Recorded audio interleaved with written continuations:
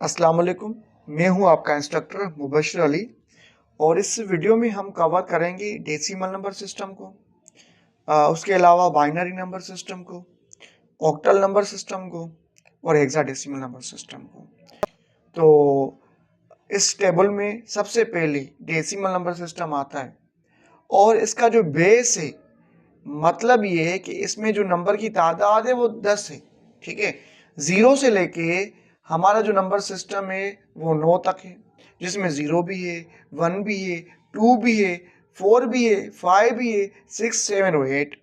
और इसकी अच्छी बात ये है कि ये मैथमेटिक्स में यूज़ होता है, ये एडिशन में, सब्ट्रैक्शन में, ये मैथमेटिक्स में यूज़ होता है। उसके अलावा बाइनरी नंबर सिस्टम, ये नंबर सिस्टम इसका जो बेस है उसकी तादाद 2 है, मतलब इसमें जो नंबर आते हैं वो 0 भी आता है, उसके अलावा और इसमें 1 भी आता है। हम इसको कंप्यूटर की लैंग्वेज भी बोलते हैं और ये सर्किट बनाने और सिग्नल के भी काम आते हैं, जिसका सब्जेक्ट है डिजिटल लॉजिक डिज़ाइनिंग, जिसमें हम कवर करते हैं सब्जेक्ट वगैरह। ये बाइनरी नंबर सिस्टम हुआ।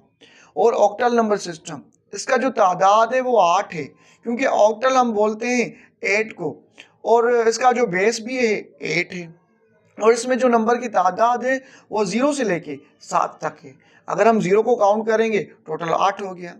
और लास्ट में जो बच गया वो हेक्साडेसिमल नंबर सिस्टम है और इसकी तादाद 16 है।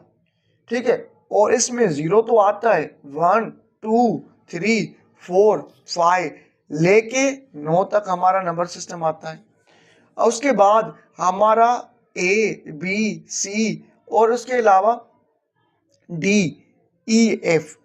ए का मकसद ये होता है हमारा कि ये 11 है, बी का मकसद ये 12 है, सी का मकसद ये 13 है, डी का मकसद 14, ई का मकसद हमारा बन गया जो है 15, एफ का मकसद 16। तो हेक्साडेसिमल नंबर की तादाद है वो टोटल 16 है। तो ये हो गया पूरे नंबर सिस्टम, जिसकी तादाद 4 है, डेसिमल, बाइनरी, ऑक्टल और हेक्सा।